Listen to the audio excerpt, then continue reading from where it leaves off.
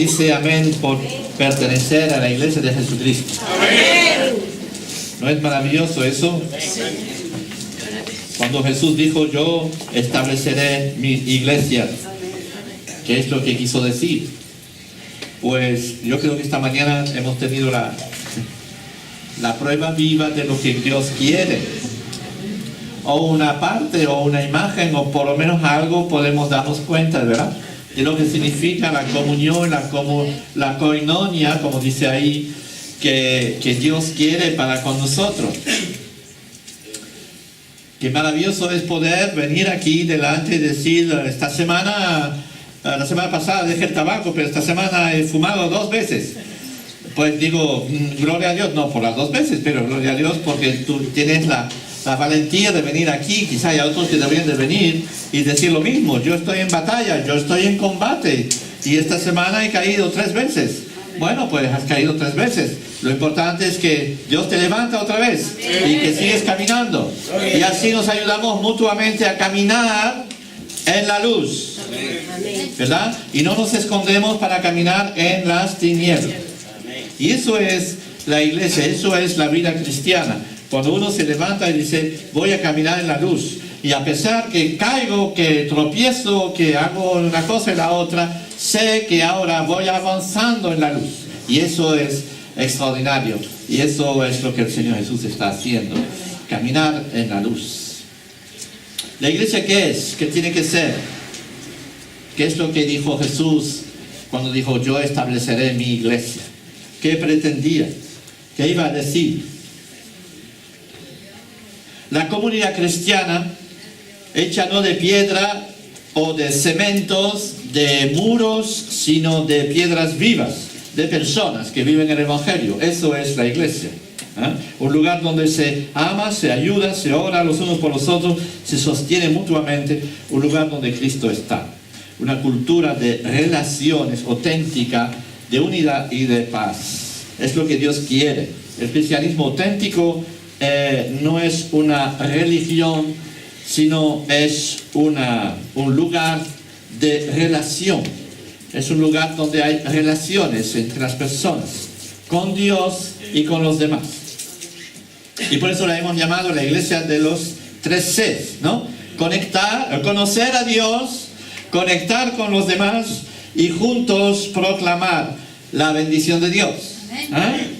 Eso es contribuir para cultivar un estilo de vida misionero.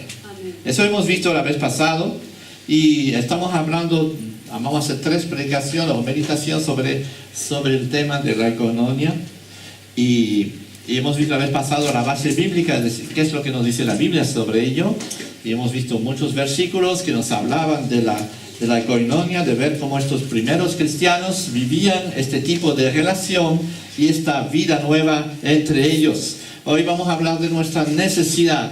Necesitamos la comunión de los hermanos para realmente avanzar y crecer en Cristo. ¿Saben? Hay gente que piensa que no. Y yo digo, sí, la Biblia lo está declarando y lo necesitamos. Necesitamos la ayuda mutua.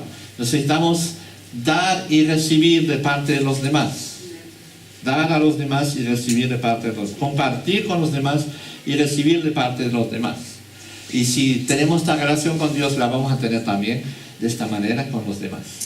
Y es una necesidad que tenemos. Así que hoy vamos a hablar de nuestra necesidad de la koinonia.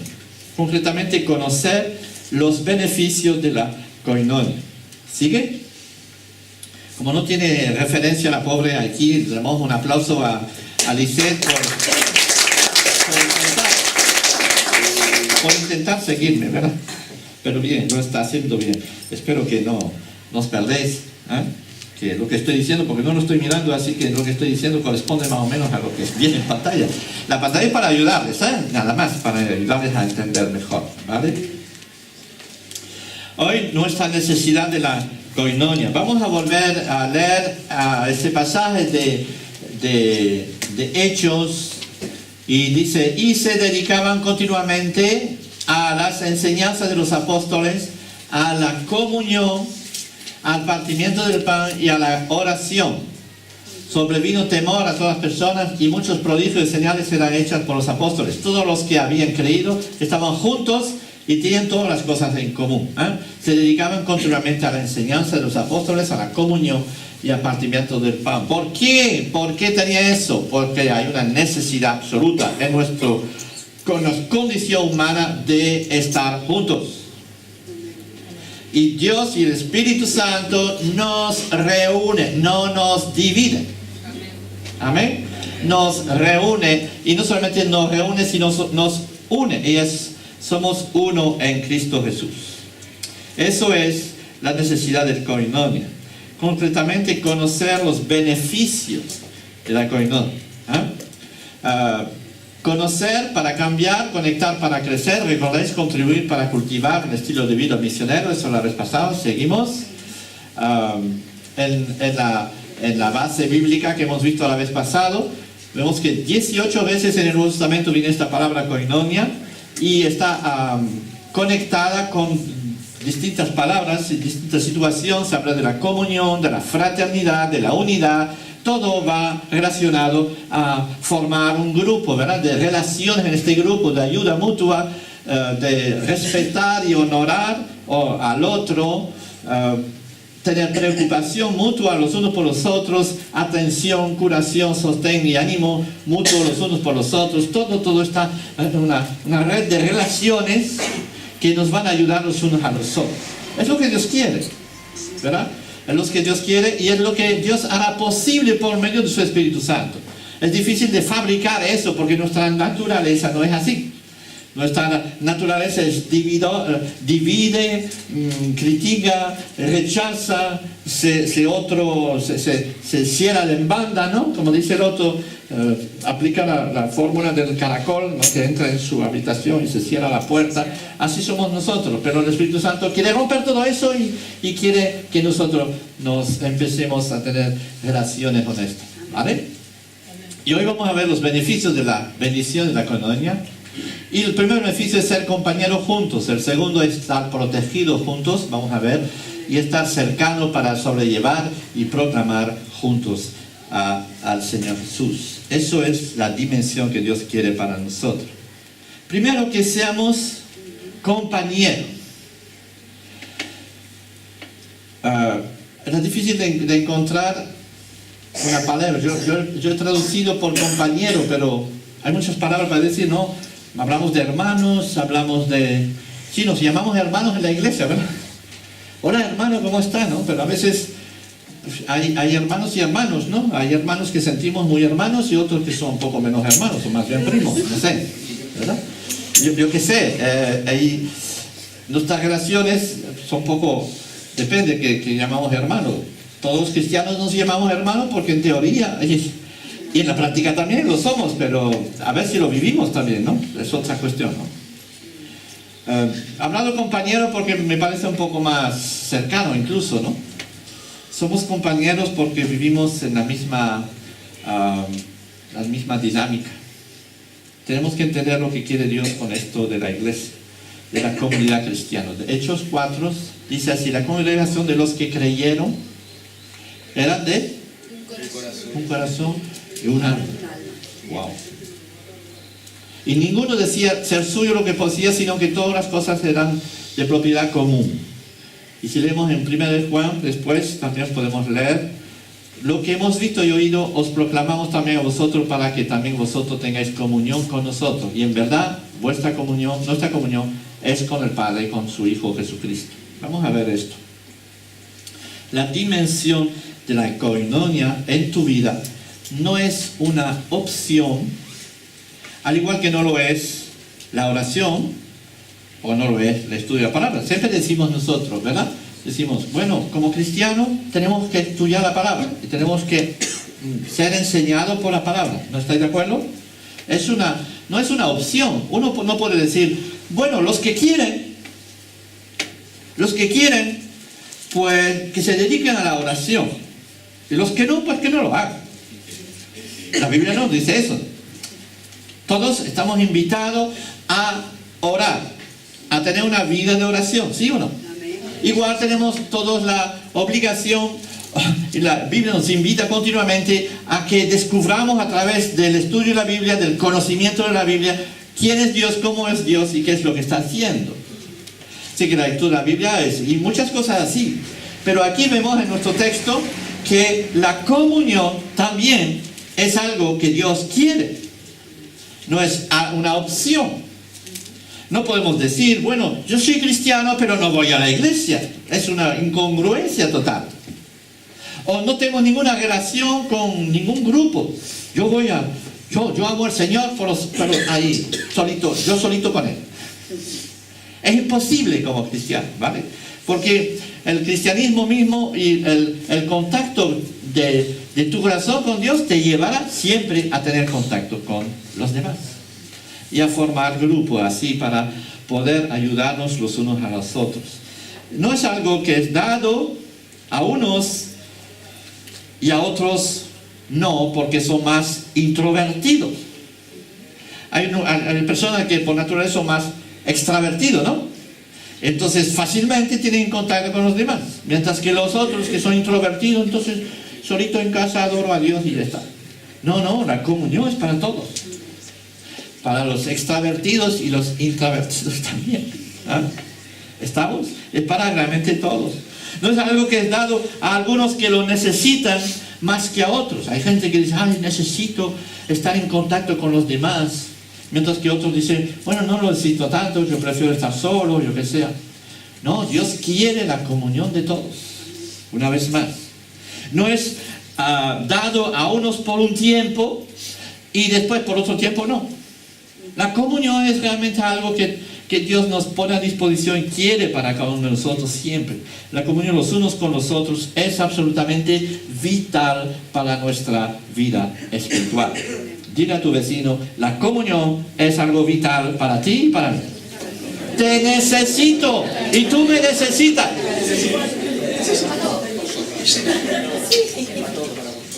Así que tanto necesitamos tener una comunión con el Padre.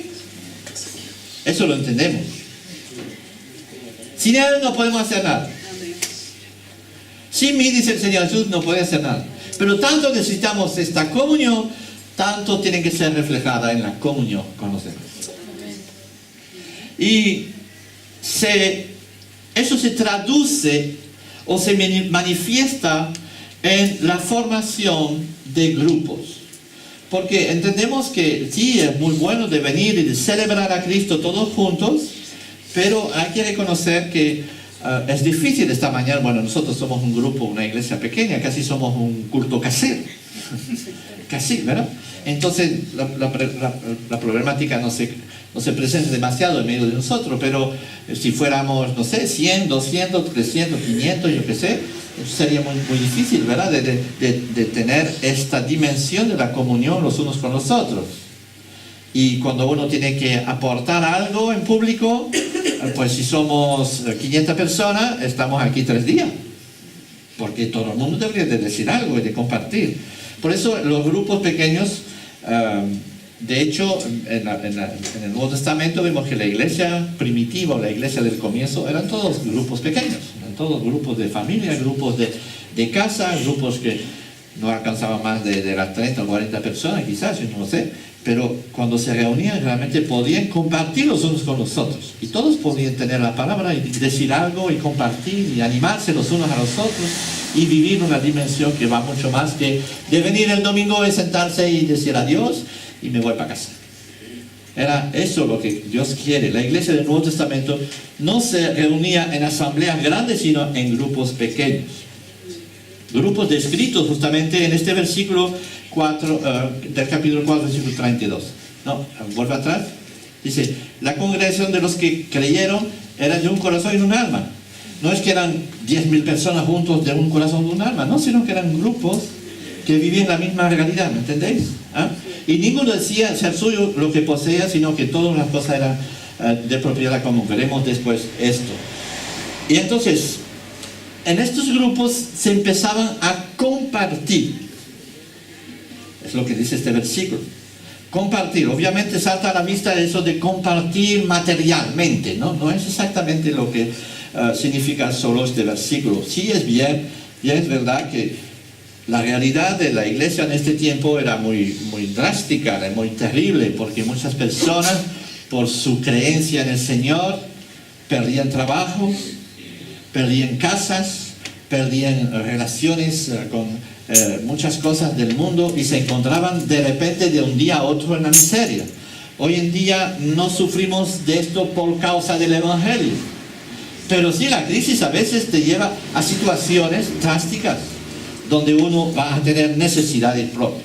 Y vemos que enseguida, dentro de esta fraternidad, ocurría esto del intercambio de bienes materiales, porque veías el otro en necesidad y le ayudabas. Y recíprocamente eso era de esta manera. Pero no solamente quiere decir esto a nivel material, este pasaje. Compartir es mucho más que simplemente ayudar al otro con nuestros bienes materiales, que lo es también. Es mucho más eso. Y eso es posible cuando se vive las tres dimensiones de conocer, de conectar y de contribuir juntos. En la familia de Jesús ocurre el milagro de la koinonia auténtica, inspirada y dirigida por el Espíritu Santo, que permite a las personas, primeramente, dejar de estar solas. Dios no quiere la soledad, ¿saben? La soledad no es buena. Génesis capítulo 2. No es bueno que el hombre esté solo. La soledad no es buena. Permite que las personas tengan relaciones auténticas de amor, de ayuda mutua, de servicio, de exhortarse los unos a los otros. Y esta palabra, ya lo dije la vez pasada, unos a otros, viene 58 veces en el Nuevo Testamento. Para deciros la dimensión que tiene esto de la koinonia. De unos a otros. No de uno a todos los demás. No, de unos a otros. Y eso es la verdadera comunión. ¿Sabe? Una familia auténtica no es un clan o una tribu cerrada a los demás. Muchas veces encontramos esta visión de esto de la familia, y casi como los sicilianos, ¿no? La mafia, ¿no? Y desgraciadamente hay iglesias que se transforman un poco eso. No voy a decir que es una mafia, pero eso es un poco fuerte de decir, pero están tan cerrados sobre sí mismos que para entrar y para salir es imposible. O sea, tanto para entrar como para salir. Sí. No es lo que Dios quiere, obviamente. Cuando hablamos de comunión, estamos hablando realmente de comunión, pero totalmente abierto a todos. Abierto a todos. Y una familia que sobrepasa en importancia muchas veces incluso a la familia de sangre. Y no sé si para vosotros es así, pero muchas veces pasa eso. Vivimos una realidad en la iglesia que va más allá que la misma familia de sangre. Muchas veces yo me siento más hermano de mis hermanos de la iglesia que de mis hermanos de sangre. Amén. Gloria a Dios cuando nuestros hermanos de sangre también son cristianos, entonces ya es otra cosa, ¿verdad? Es lo más de lo más. Pero entendemos eso, ¿verdad? Qué emoción sentimos mi mujer y yo cuando esta semana recibimos una visita de unos amigos, se llaman Silvano y Mari Carmen. No son nada hermanos de sangre, no, pero son mucho más que eso para nosotros. ¿Por qué?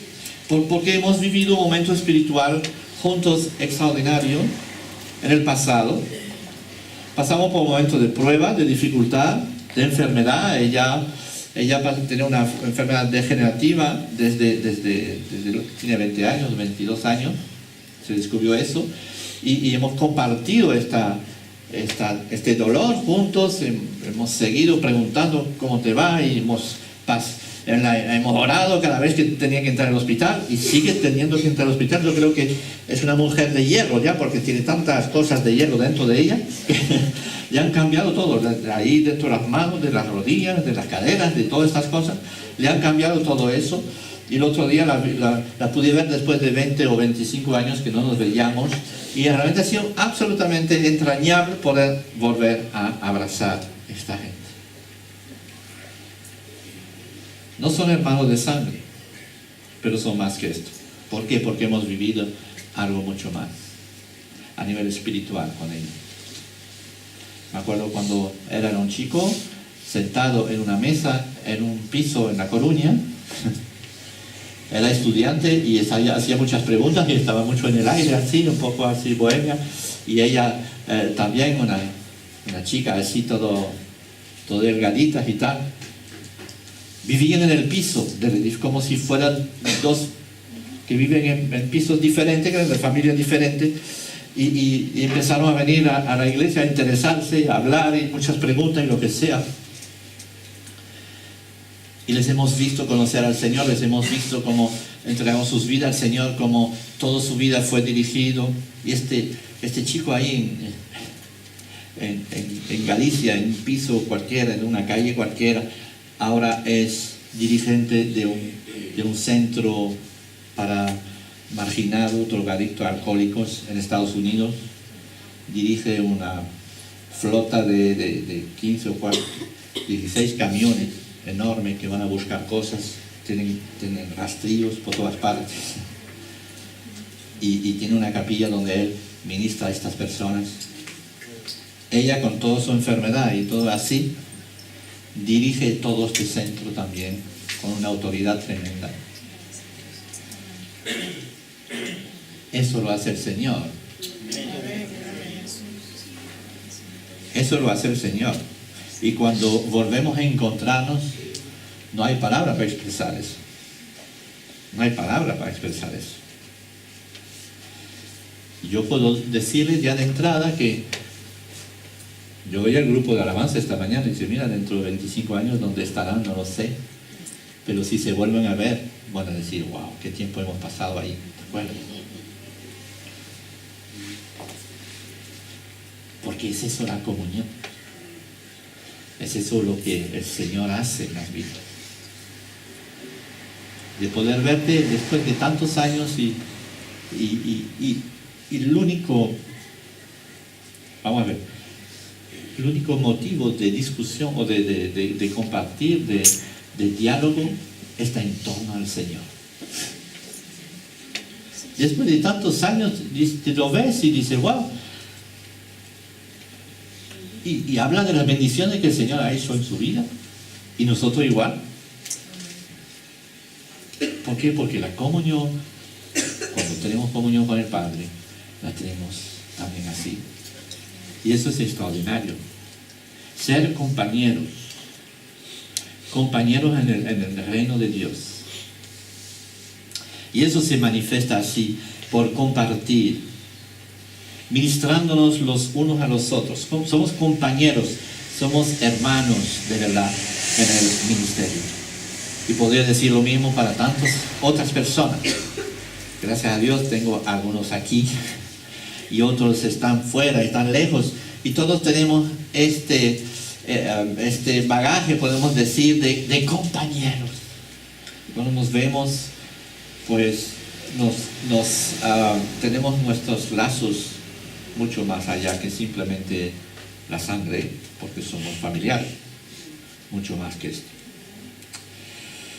En 1 de Juan vemos eso, dice aprender. Ahora les proclamamos también a vosotros lo que hemos visto y oído para que tengáis koinonia con nosotros, dice Juan, ahí, ¿verdad?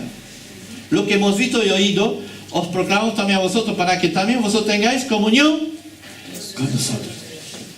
Hay espacio para mucho más personas en esta comunión. Y eso es extraordinario.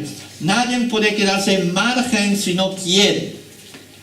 Cada persona que quiere entrar en esta comunión vendrá. Y es lo que dice Juan a estas personas en este momento. Entren en la comunión, porque en realidad nuestra comunión no es nuestra de buenos amigos, sino que nuestra comunión viene de lo alto. Por eso podéis entrar y podéis disfrutar de ella. Qué extraordinario es esto. Para que entréis en la dinámica de la koinonia. Reunirse es un comienzo, dijo alguien. Mantenerse juntos es progresar, pero trabajar juntos con la misma visión es ahí donde tendremos éxito. Lo dijo el fundador del coche Ford. Henry Ford, ¿no? Es decir, sabía él, ¿no? Es una palabra que podría ser muy cristiana, ¿no? No sé si era cristiano o no, no lo sé, pero bueno, la cuestión está ahí. Estar juntos es un comienzo. Perseverar en esta unión también es éxito, pero trabajar juntos para seguir caminando, eso es lo que Dios quiere para con nosotros, ¿verdad? Y esto es una realidad. Y podemos decir, es que nunca llegaremos a la meta. No, sí, pero vamos a caminar y un día cuando nos morimos, ¡wow!, entramos en la meta. Es como pasar no entramos en el polvo, volvemos al polvo y se acabó todo, no, pasamos la meta, ¡wow!, y entramos a la gloria. Eso es. Sin los unos y los otros, es decir, sin esta comunión, los cristianos dejan de caminar, se paran.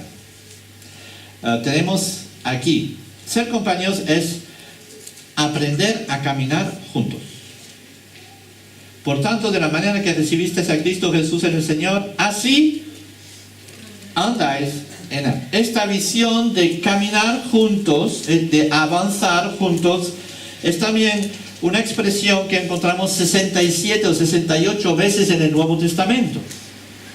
Se refiere al caminar, al crecer, a ir hacia adelante juntos, siempre juntos. Caminar en la fe, habéis oído esta palabra, ¿no? O caminar en el Espíritu, también vemos esta expresión en la Biblia. O caminar en la luz. Encontramos eso. Caminar en la obediencia. Todo eso, estos caminar, tienen que ver también con caminar en la comunión. Juntos. Cuando alguien se convierte, dice uno, nace de nuevo, ¿no? Es un bebé, un pequeño bebé. No sabe caminar. Y un bebé no aprende a caminar solo, sino que necesita a alguien que le enseñe a hacerlo. Cualquier creyente que nace de nuevo necesita de la comunidad de creyentes, de la familia de Dios, donde va a poder aprender a caminar y caminar con los demás y crecer caminando. Amén. No significa en este caso aislamiento. Si sabes, esta palabra aislamiento significa ahora la iglesia te va a coger y te va a sacar del mundo y te va a meter aquí y te va a encerrar, ¿no? Te va a aislar de todo.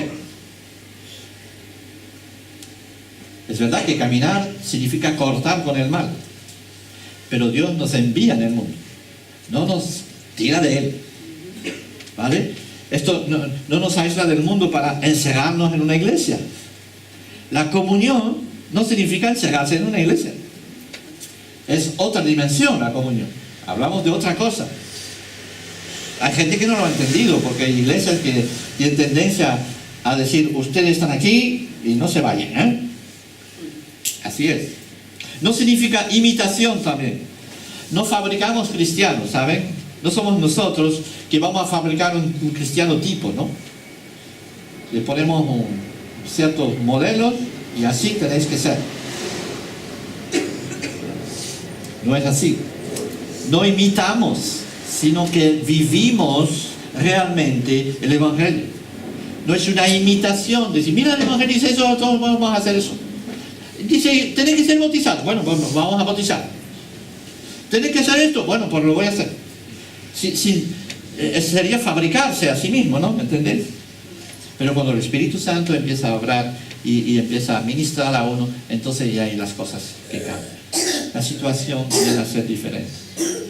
No es imitación, no significa instrucciones, ¿no? El legalismo dice siempre, no debes, no puedes, no debes, etcétera, etcétera.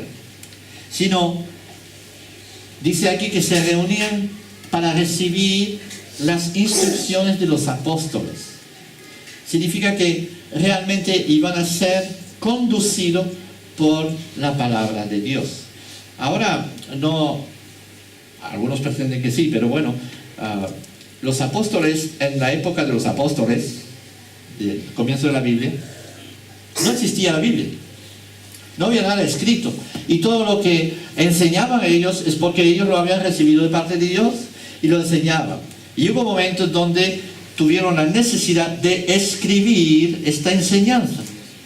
Y se recopiló estas escrituras y se formó el Nuevo Testamento. A partir de ahí, desde el momento que tenemos la escritura del Nuevo Testamento, no necesitamos la enseñanza de la misma manera de estos apóstoles, porque ya tenemos la enseñanza escrita. Ahora tenemos que interpretar lo que está escrito. No vamos a recibir nuevas enseñanzas por parte de algunos iluminados por ahí. ¿Entendés? O sea, podemos, porque todo está escrito, entonces solamente tenemos que pasar a entender lo que está escrito. Por eso entre nosotros, y es lo que hacían la primera iglesia, estaban compartiendo esta enseñanza entre ellos. Decían, tú sabes lo que dijo el apóstol no sé qué, o Pablo o Pedro, dijo eso porque Jesús lo ha dicho y no sé qué. Entonces ellos estaban compartiendo. Ahora lo decimos lo mismo, decimos, tú sabes lo que dice Pablo en la palabra, ¿verdad? Porque nos referimos a lo que está escrito y vamos a compartir y vamos a descubrir y vamos a ser instruidos por la propia palabra de Dios. Y vamos a recibir la inspiración del Espíritu Santo para compartir lo que hemos recibido. En los grupos pequeños es donde cada uno va a ponerse delante de Dios y dice, Señor, enséñame lo que significa eso. Y cuando tiene una idea, la comparte con los demás y los demás van a también compartir esta misma cosa juntos. Y eso va a servir a la edificación de nuestras vidas. Así es. Y lo que hemos recibido fue inspirado y vamos a encarnarlo en nuestras vidas. Es decir, que nuestra enseñanza no se va a quedar solamente una mera enseñanza de cabeza, dice yo entiendo eso, pero lo vamos a vivir. La palabra se va a encarnar en nosotros y vamos a empezar a vivirlo. Y es por eso que en los propios grupos es donde se va a manifestar realmente la vida de Cristo. Porque entre nosotros vamos a ver cómo se cambian las relaciones. Antes podíamos criticarnos y ahora hemos entendido por la palabra de Dios y por el Espíritu Santo, fuimos inspirados, que no solamente eso no es bueno, pero vamos a empezar a bendecir a los demás. Es un cambio radical, ¿me entendés? Y eso se va a traducir en una expresión viva dentro de los grupos, que sean grandes, que sean pequeños. Dentro de nuestra relación con nuestros hermanos cristianos va a empezar a tomar una dimensión totalmente diferente. De esta manera el creyente puede vivir en este mundo sin ser moldeado por él. Como dice Pablo, ¿cómo puedo vivir en este mundo tan sensual? Me podéis preguntar. Tan sexualmente pervertido sin ser afectado por él. O en un mundo totalmente entregado al consumismo, al amor al dinero, sin ser contaminado por él. Tendría que refugiarme en un convento en la montaña y muy lejos de todo y sin tener televisión, sin tener ningún contacto con los demás. Eso sería aislarme por completo de todo, y Dios no quiere eso. Dios no quiere eso. Quiere enseñarnos a vivir en medio de este mundo tan perverso y con tantas contradicciones en contra del Evangelio, y nos quiere dar y enseñar a tener fuerza en el Espíritu para oponernos, pero estar ahí. Qué diferencia, ¿no? Para oponernos, pero estar ahí. Y dar un ejemplo a los demás que se puede vivir sin estas cosas. Cuando esto ocurre, entramos en un impacto ilimitado. Empezamos a tener impacto sobre los demás. La gente va a empezar a interesarse. En Hechos 13, versículo 1 y 3, tenemos un ejemplo maravilloso. Dice así: en la iglesia que estaba en Antioquía había profeta y maestro, Bernabé, Simón, llamado Níger, Lucio de Cirene, Manaén, que se había criado con Herodes el tetrarca, y Saulo.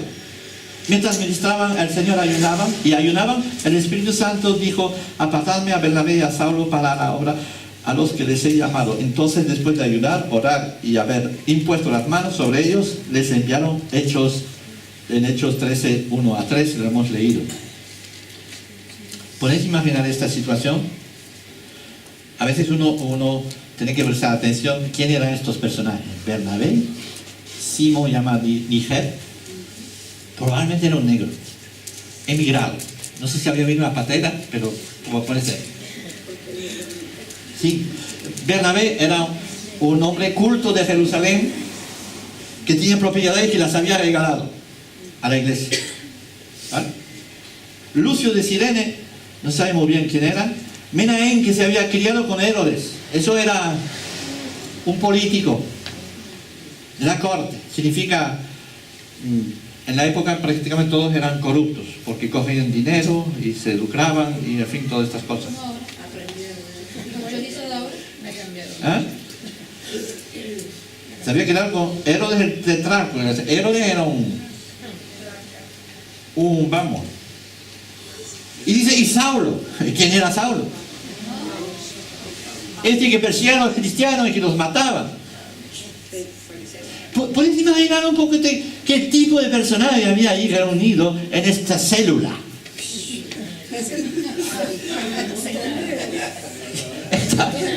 Es verdad. Perdone, pero vaya gentuza, ¿no?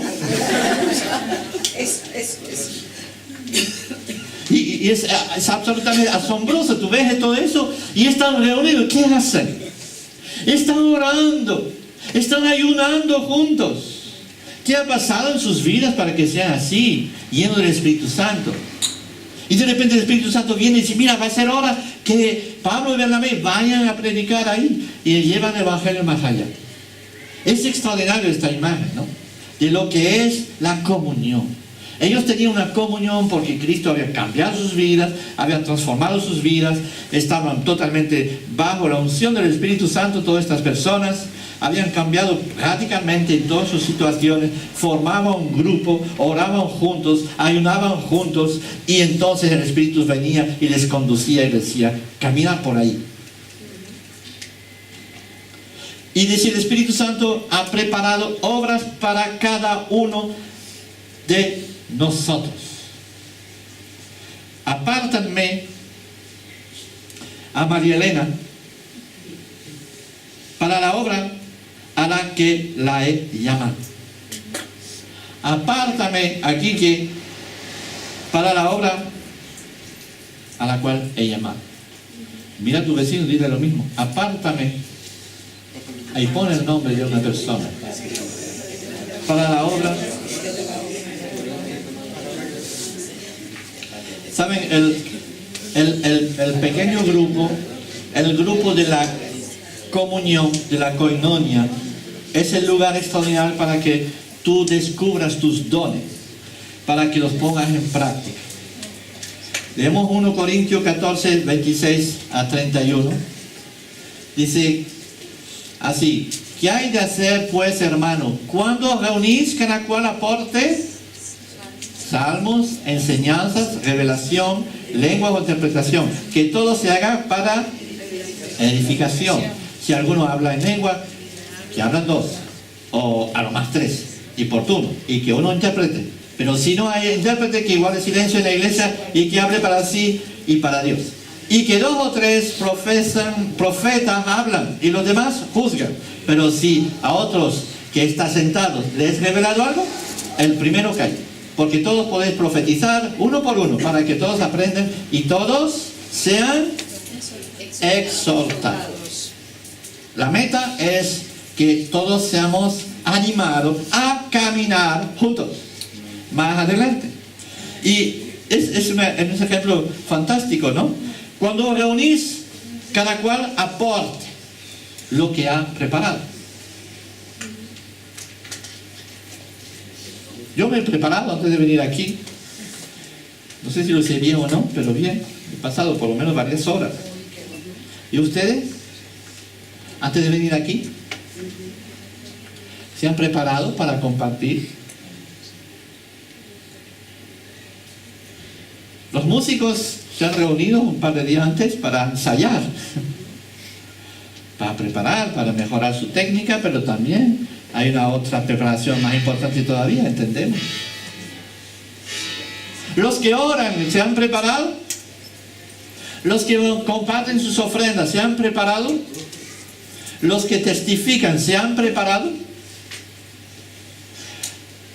Obviamente es imposible realizar eso en grupos grandes, pero en grupos pequeños todos podemos aportar algo. Podemos compartir los unos con los otros y contribuir hacia la edificación del cuerpo de Cristo. Pon la próxima diapositiva. ¿Habéis visto eso? Eso es una preparación de una profesora de escuela dominical. Pasó gran parte de la noche pintando cada uno de estos objetos que los niños habían fabricado ellos mismos, hay que decirlo. Pero le dio el retoque ahí. Es el pueblo de Israel, que están todos mirando hacia nosotros. Y yo creo que nos están mirando a todos nosotros y te están diciendo, ¿te has preparado tú? ¿Te has preparado tú?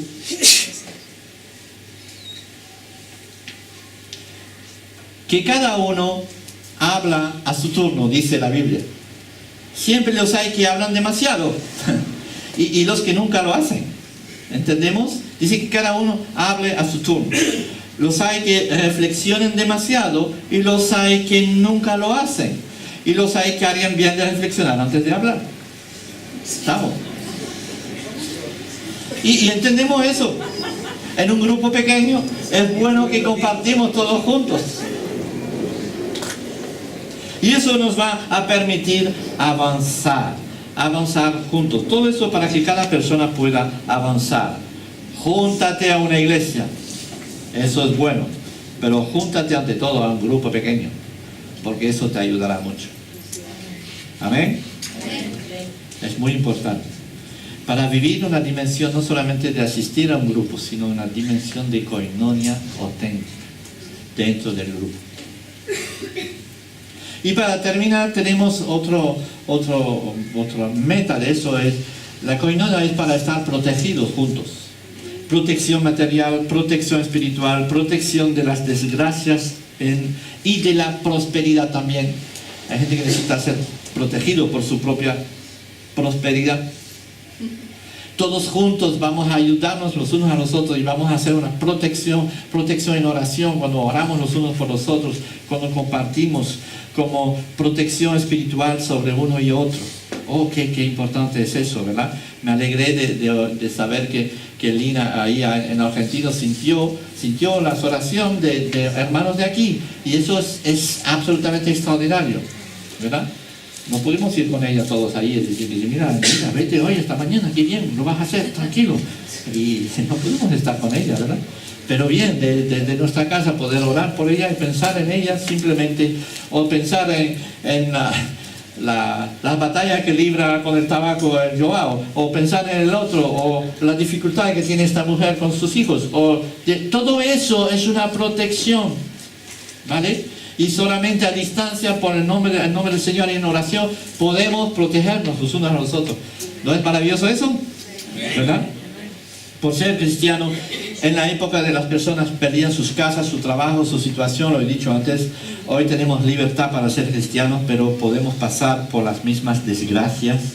Todos hemos pasado, o pasamos, o pasaremos por momentos de pruebas y de desgracias. Todos. Sentirse, ¿saben? ¿Por qué hay desgracias? ¿Por qué Dios permite las desgracias? Yo digo, mira, si tú quieres ser un árbol, hay varios árboles en la naturaleza, y los hay que nunca se doblegan por el viento, entonces cuando viene una tormenta se caen, se rompen. Pero las palmeras parecen que tienen una cuesta, y siempre ahí es difícil arrancar una palmera, ¿verdad? Y Dios quiere que seamos nosotros resilientes, ¿no? ¿Recuerdas esta serie de predicación, no? Pues si no hay pruebas, no hay manera de aprender a ser resiliente. Y muchas veces las pruebas nos hacen crecer, y gloria a Dios por ellas. Sentirse rodeado por los hermanos es la cosa más valiosa que Dios pone a nuestra disposición. ¿Sí? Hechos 2, 44, 45 dice, todos los que habían creído estaban juntos y tienen todas las cosas en común, vendían todas sus propiedades, sus bienes y los compartían con todos, según la necesidad de cada uno. Filipenses 2, 4, 5 dice, no buscaban cada uno sus propios intereses, sino más bien los intereses de los demás. Haya pues en vosotros esta actitud que hubo también en Cristo Jesús, que estaba ahí en el cielo como reinando y se quitó la túnica de realeza y vino a vivir en medio de nosotros. Y no solamente eso, sino que vino a vivir más debajo de nosotros también. Tenía la misma actitud. 1 Pedro después dice, la primera Pedro capítulo 3 versículo 8 dice, finalmente vivan todos ustedes en paz y traten de entenderse los unos a los otros. Ámense como los hermanos, sean compasivos y humildes. Y para terminar, la koinonia nos enseña una cosa más: sobrellevar y proclamar juntos. Sobrellevar las dificultades que tienen los unos y los otros. ¿Por qué he puesto esta fotografía ahí? Sí, Rick Warren y su primera predicación después del suicidio de su hijo. ¿Conocen al predicador y este escritor famoso que escribió Una vida con propósito, que fue el libro más vendido durante 4 años seguidos en el mundo? Millones y millones de libros ha vendido con Una vida con propósito, un libro extraordinario, por cierto, que ayuda a millones de personas a encontrar a Cristo. Y una iglesia enorme en California, allá. Es un ejemplo de cómo entender la iglesia y todo eso. He leído sus libros, son fabulosos y lo que sea. Y desgraciadamente, él siempre decía, tengo un hijo con una dificultad, es esquizofrénico, tiene problemas y lo que sea, pero bien, y va aguantando, y estamos orando todos por él, y todo funcionaba muy bien, más o menos. Pero a la edad de 22 años, y este año mismo, hace un par de meses, yo creo que era a principio de año, lo encontraron muerto, se había suicidado. Que es terrible el suicidio para los familiares. Sentimiento de culpa, no sé qué, todo eso. Pero es más terrible aún para un creyente. Y más aún para un pastor, y más aún para un pastor de este tipo. Puedes imaginar un poquito el chorro de desgracia o de sentirse culpable o de no sé qué que le había caído encima en este hombre. Y él cuenta en su primera predicación, después de 3 o 4 meses que no tomó una palabra en público, empezó a predicar otra vez, y la primera cosa que dijo son estas: yo doy gracias a Dios por mi célula, por mi grupo casero. El día que ocurrió eso, todos los miembros de mi grupo casero vinieron a mi casa, nos abrazaron, no han dicho nada, solamente estaban aquí, han dormido en el suelo, estuvieron con nosotros, nos hemos abrazado, hemos llorado juntos, hemos orado juntos, hemos incluso alabado a Dios juntos. Y eso fue una fuerza extraordinaria para nosotros, para mi mujer y yo, para aguantar este chaparrón. Y eso porque la presencia misma de los hermanos, de mi grupo celular, donde tengo una comunión especial con ellos, me ha permitido aguantar este tiempo. Sobrellevar la carga y proclamar juntos el amor del Señor. Por eso Dios ha puesto a nuestro alrededor gente, personas, hermanos,